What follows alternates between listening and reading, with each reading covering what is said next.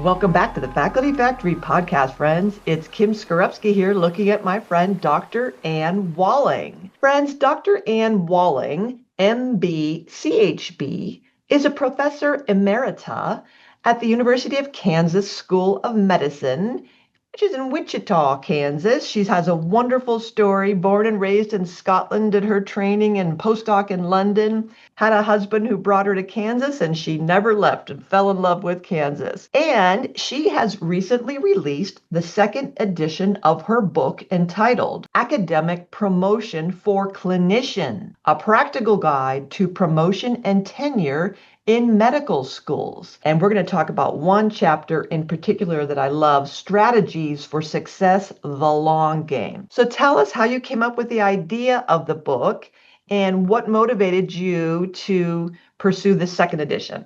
Well, I had been for almost 30 years involved with promotion and tenure, and most of that time, or the best part of it, was coaching clinicians through the process. As I was looking at retirement, I had so much stacked up in terms of advice and experience. I wanted to get it down somewhere and give it to people. So it started out as a handbook for our local applicants, and it grew from there. There seemed to be, as I talked to friends in the group on faculty affairs, there seemed to be a need for core information. Everyone is doing one-on-one, and it's a little serendipitous. The clinicians sometimes don't run into good help.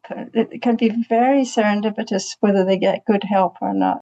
The other thing we became aware of was how we were all having more and more trouble persuading clinicians to enter the promotion process. They seemed to get more and more distant from it. It didn't seem to matter. In fact, some of them were downright antagonistic towards promotion. So it seemed like we were living in one world where academic promotion was highly valued and something to be fought for, and the clinicians were away in another world, and they regarded it as this mysterious, troublesome, dangerous, dubious, I don't know. It just had such a negative vibe, and I thought, why am I working so hard to persuade people to go through this process, which is supposed to honor their achievements? And why is it not regarded as an honor? Why is it regarded as a burden? Talking to people, it's obviously very different institution by institution and by specialty. But underneath it all, it seemed to be a need to explain the system to busy clinicians, let them understand how it could be valuable to them and their environment, their colleagues, their programs, and explain to them that it's not necessarily a difficult system. It's a little tedious sometimes, but if you keep your head on straight and follow the rules and work smart, keep good documentation, you can work your way through it, and it has real value. Mm-hmm. So I wanted to help people who were in the system and encourage other people to get into the system and demystify it. Oh, I love that you would use the word demystify.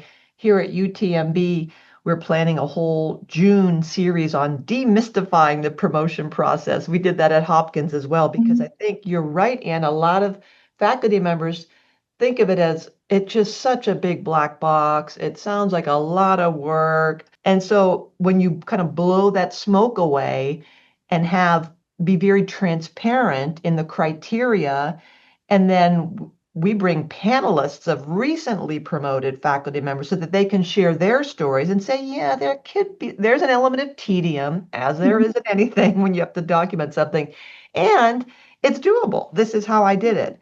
So I think it's so important that we do dispel the myths around it, make it very clear what the expectations are and what they aren't. Get rid of some of these rumors that, I don't have enough R01s or an R01 to get promoted. That's not the only marker for national or international impact.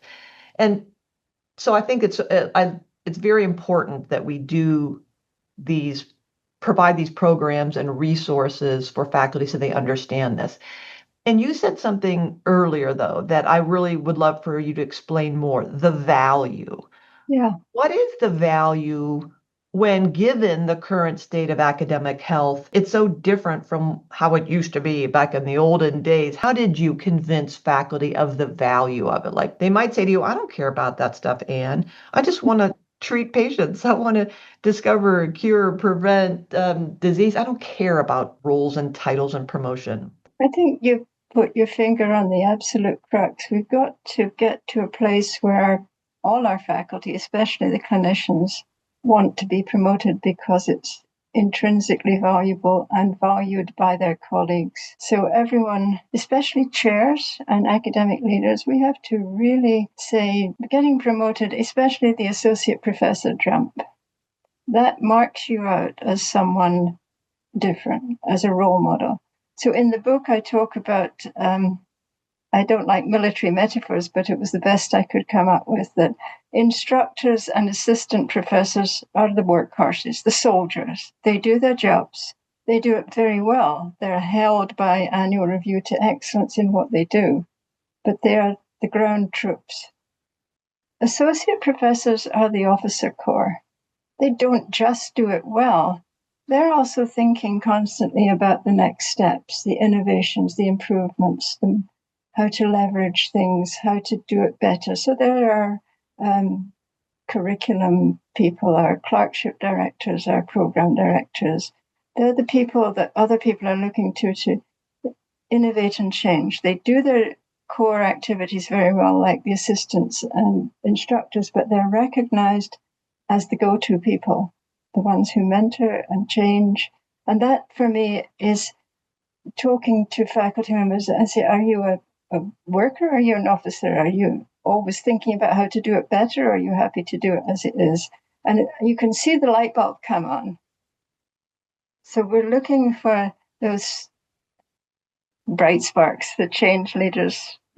And the academic literature would say that the potential further academic leaders, the potential for full professorship. But I found the light bulbs came on when you talked about the difference between working and making the work better, the profession better.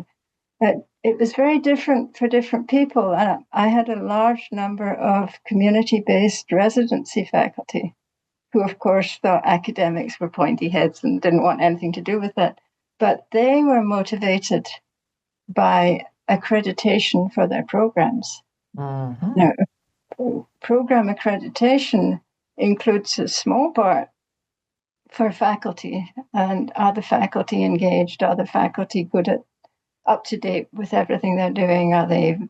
So they would go in for promotion in order to help the programs. Mm-hmm. So people are sometimes internally motivated. Sometimes they come and say, I need to be promoted. Sometimes those people shouldn't. They had bigger egos than portfolios. But most people that I worked with were dedicated and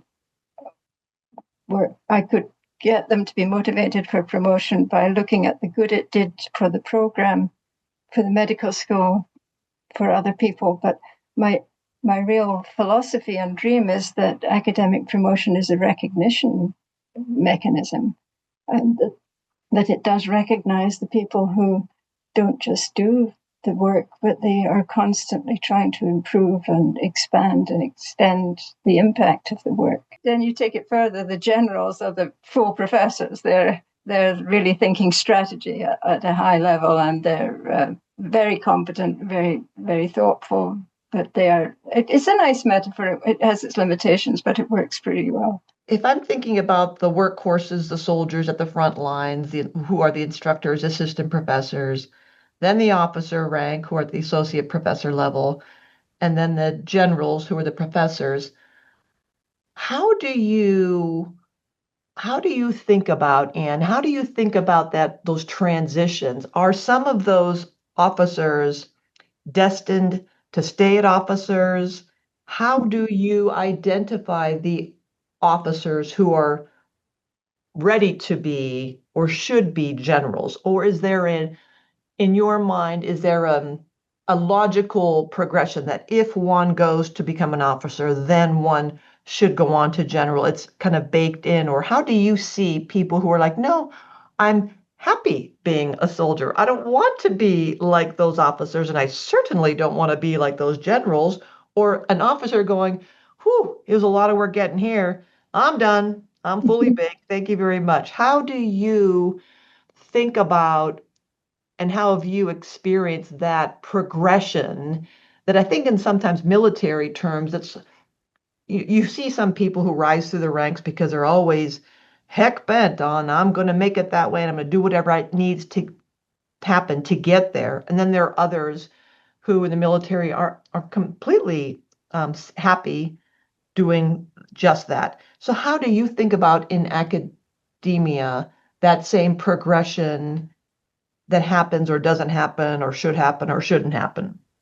Well, there are a lot of people stay at associate professor level, and that's perfectly appropriate. They're really they're focused in their institution and possibly their region. Always traditionally, the professors have had national or international reputation, but you do see people beginning to stretch. And the main way they stretch is through their specialty organizations. Mm-hmm. Or other organizations like the WMC groups. But really, I'm a big advocate for specialty organizations. They are a tremendous source of colleagues. It's wonderful when you've been struggling with programs in your own clerkship, in your own institution for years, and you go to a national meeting and you suddenly meet 50 other people who have the same problems. And you actually, these are my people, they know my difficulties. And we used to joke about the Society of Teachers for Family Medicine as being plagiarism central, because someone knew a better way to do something and they shared it. And the national organizations are really a great source as you come up. And then you see people beginning to be on committees and beginning to be on task forces. And of course, mentorship comes in huge. Especially in some institutions and some specialties, mentorship is absolutely essential. And you and others have written about sponsorship as opposed to mentorship. That's a whole podcast on its own. Right. The spectrum from advising to mentorship to sponsorship. Most of my work has been with that jump to associate professor, particularly with clinician educators and non-tenure track people. It's a big jump. Very few other people have gone on to professor as clinicians, but we have had people go to full professor, even volunteer faculty, but they were very active in their national organizations. So that to me is what I'm hearing is the specialty organizations, professional societies engaging in your networks in those organizations it's like that shows your curiosity.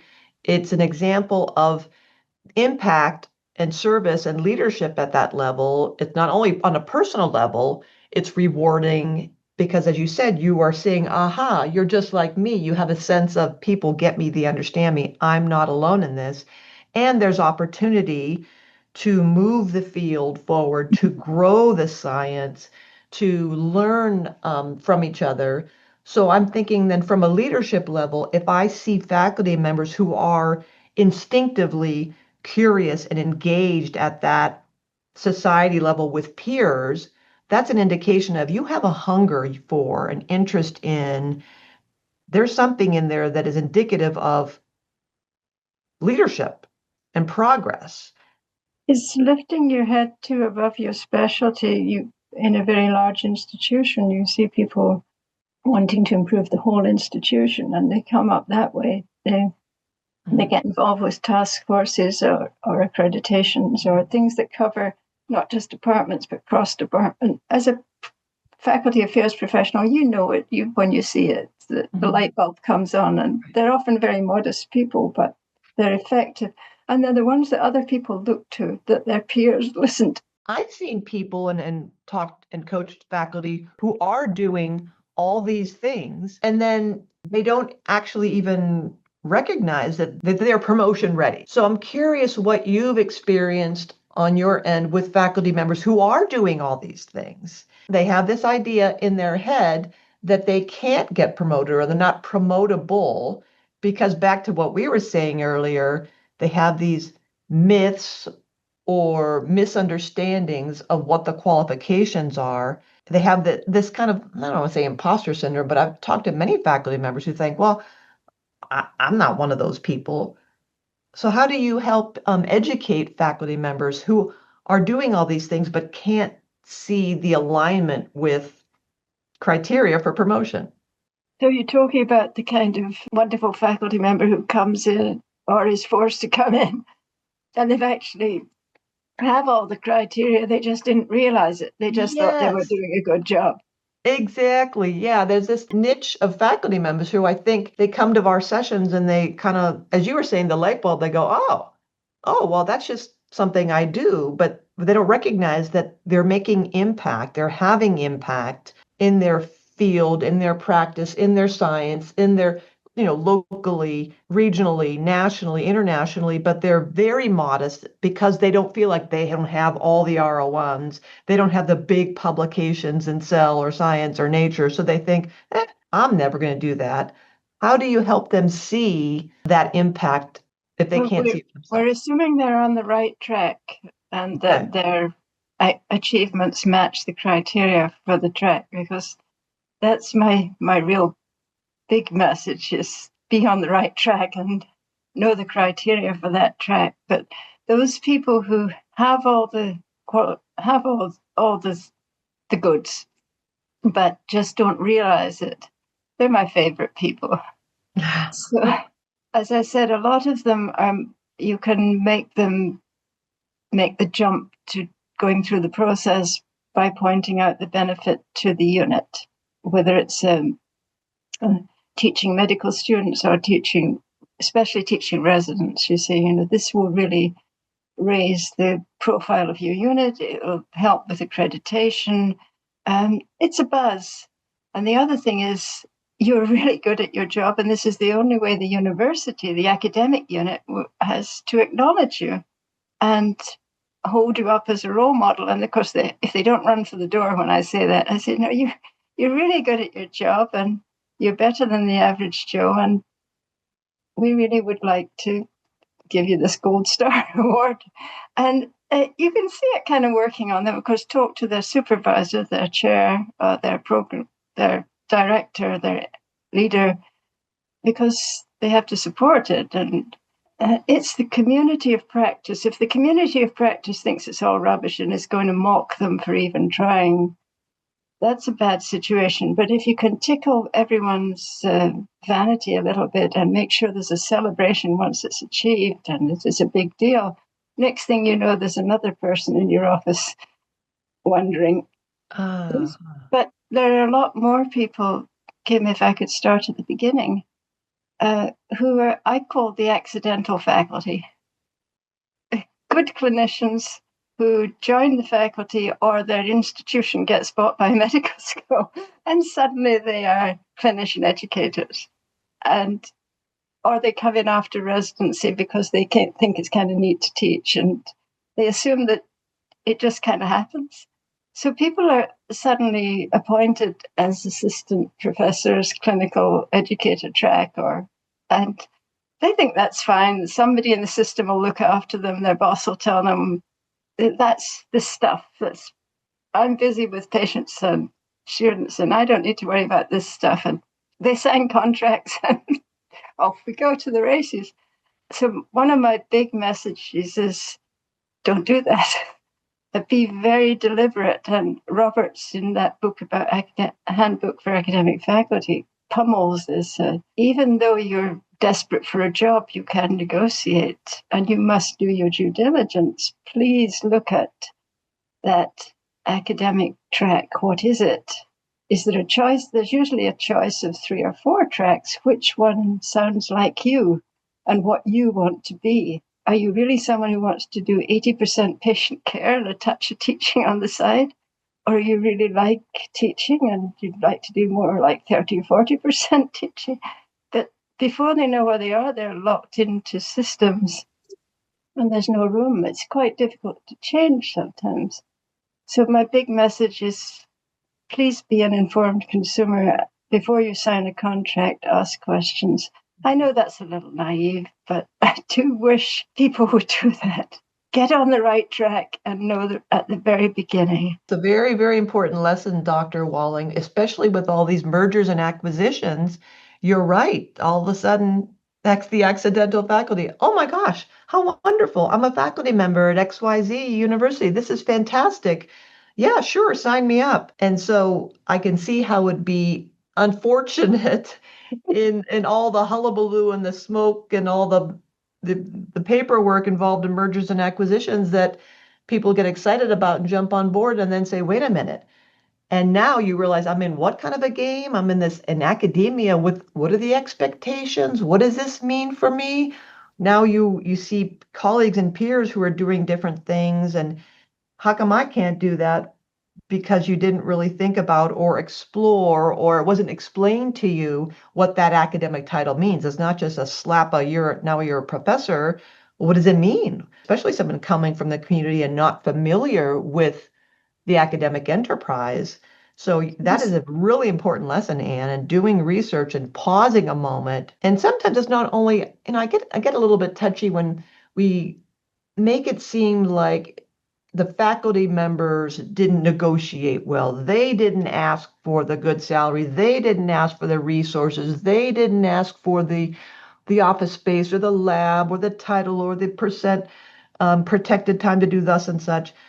Yes, and isn't it incumbent upon the institution to make sure that they are providing the framework to support their faculty? So I kind of get a little bit touchy, like, gosh, why does it seem adversarial that, well, you didn't ask for it, so you didn't get it. Well, why aren't they setting me up for success, which will help them be successful? So, but that is a really important lesson of understanding what we're signing on for. Even if you're a clinician, a community-based physician coming in with a merger acquisition, or even if you're in the system completing your postdoctoral or your fellowship, your residency, understand those tracks, what they mean, and what are the expectations of me going forward. Mm-hmm. And then really think, is it realistic? Right. But it doesn't happen so much, I hope, nowadays, that clinicians thinking tenure is great and going on tenure tracks. And that used to be such a terrible problem. But you would have clinician educators on tenure track with 75% patient care and sort of bug into windshield. Anyway, assuming that someone has been thoughtful and got on an appropriate track and has an idea of what the expectations are, it's always worth, as well as reading the expectations, talking to someone to put some meat on the bones and say, what does that really mean? What? Because the words are awkward. They try to cover big concepts, and so there's this constant struggle to understand what the words really mean and what the expectations really are. So my second big nag is to have regular performance reviews, constructive performance reviews. And again, that may be a little naive. And I would say the great disadvantage of having a wonderful chair and working in a functional department, because I did have regular, thoughtful performance reviews where we did self-assessments and we really thought about the next year and the next 6 months. And I had assumed everyone did that. So having regular reviews with a mentor, hopefully an academic leader, a chair, but if that system isn't working, finding your own way to each 6 months or each year, going through your dreams and your achievements with a thoughtful mentor or thoughtful person who's gone before you is invaluable, and constantly updating the plan. And the plan, obviously, if the plan is to be promoted within 5 years, you break it down into, well, by then I will have done this, and this. People get hung up on scholarship, but the third big thing that I really hang on is documentation. Mm-hmm. It's an absolute killer when you come to trying to do a portfolio to have no documentation. It's also very good for the ego if you start at the beginning documenting what your teaching reviews look like, what the clerkship looked like, what you were actually doing every day. And each 6 months or each year you re-look at that, you realize how much you've grown, how much you've changed. Um, it's it's So, essential to start documenting at the beginning. yeah, tell us how that looks, Anne. What are you, when you're saying documenting, what am I documenting as a clinician? How does that look on a daily, weekly, monthly basis? Exactly what am I putting where? Well, it depends which track you're on and what your criteria for promotion. If your number one criterion for promotion is your clinical practice, then you're talking to the office staff and people about how can I demonstrate growth in my practice both in the numbers. We talk about quantity, quality, and impact. So it's a lot easier now, fortunately, due to systems. But when you come for promotion, you have to be able to say, I made this difference. So did the numbers of patients you saw change? Did the type of patients you saw change?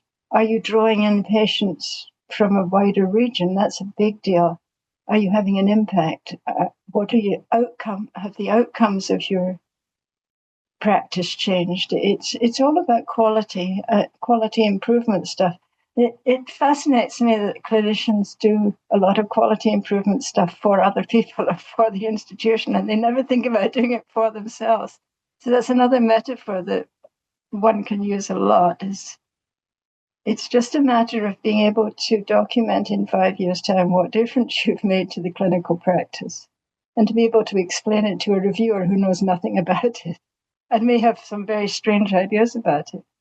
So, so clinicians, getting them used to the idea of showing what quality, quantity, and impact they are having, and finding good ways to document it within their system. It's the same for education. What does the clerkship look like now? What does the resident training look like now? What are the outcomes? What are the scores? What are the numbers going into the special? Whatever outcome measures you want to pick, and then keeping it up. It's it's good if you've got a touch of OCD. Right. We always tell our faculty, you just keep this as a document on your desktop. It's just almost something that every week, if you're looking at your calendar or you're looking at your schedule or your kids' soccer games, it's almost the same kind of a thing, a weekly check-in. Oh my gosh, I gave that Zoom talk. How many people were on that call? Oh, I closed this many encounters. And what are some outcomes? How can I query the system? How can I call my, friends over at RedCap or all these different programs and have a regular pool for me and keep track of that. And I like how you say the annual review. That is almost a marker. We use that in our personal lives. On January 1st, change all the batteries for your smoke alarms or what have you. The same thing at your annual review. Take your pulse, take your temperature. Are the batteries in my smoke alarms fresh? All of my systems optimized? What did I say I was going to do last year? Have I done it? Have I documented everything? Open that document up on the desktop. You've been keeping track of it regularly. Then you're preparing for your annual review, all the numbers there, documenting quantity, quality, impact, and then the conversation happens. Am I It's still also a on great track? time to to step back and think, I'm growing, I'm changing. There are opportunities all over this wonderful, big, rich institution, and as you get more clinical confidence, to think about growth and change and what your colleagues are doing, because often we get locked into roles and we assume everyone's happy in their roles, and it, it's a pity we're not all in the office and around the water cooler more, because gossiping around the water cooler generates ideas and synergies and people who actually would rather do something else. The other big thing I got hung up on doing the book was professional identity formation. I love I it. remember I came into this game a long time ago, and it's wonderful to see these new ideas coming in, and especially the clinician educators sort of saying, "Oh yes, it's a real deal. It's a real profession. It's not just I'm not just a clinician who has students hanging on my coattails. There's a real science here, a real career here. I'm making a real difference." So professional identity formation is something I think we should be encouraging people to step into more deliberately rather than letting it evolve. And I'm seeing more and more in the medical schools with academies of medical educators, faculty development initiatives at the department level to sort of let the clinician educators come out from being second class citizens Mm-hmm. and really take pride in their art and their craft. Mm-hmm. Can you talk to us a little bit more about the professional identity formation and particularly how it's one thing, I think, to start trying to create that. Who am I? What do I want to be? How shall I be that? What's the best way to get there? Can you talk to us a little bit more, creeping up on the associate professor and beyond level when one has checked all those boxes? Mm-hmm. And then, as you point out, maybe has peered around some other corners or heard some things that made them go, I wonder what, or what if? How does, how do you think about identity formation and as it mutates and shifts and recalibrates? And how do, the identity of values and how I used to think this and I've done that, and now I'm going to go there. How do you see that evolving in this kind of academic health landscape? I see the professional identity formation. Sometimes it comes on as a light bulb moment. Sometimes it evolves. Uh, a lot of role modeling. They see more senior faculty who are very comfortable in their roles as excellent clinicians and excellent educators, and people who take a great deal of pride and pleasure in the success of their students and their learners. The professional, by the time they're reaching for associate professor, the professional identity form has really begun to gel, that they are defining themselves as clinician educators and taking pride in both aspects of their work. The same with anyone who is a clinician slash scientist, clinician slash anything. I'm not so sure about the tenure track people. They are very in a very different world with very different pressures, but they see themselves as academics, often as academic researchers. But by the time they're reaching for associate professor, I think people are getting more and more confident in their professional identities and pushing them a little bit, uh, testing them a little bit.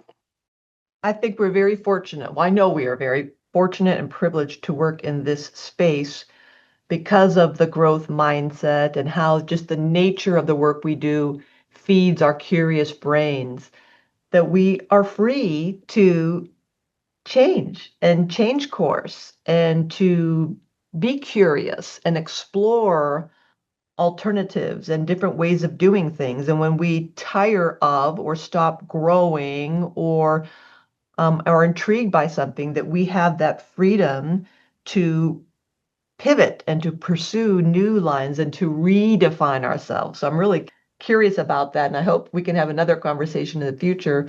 Could we switch to the other side of the equation, Oh which my is goodness. the Yeah. institutions and the rules?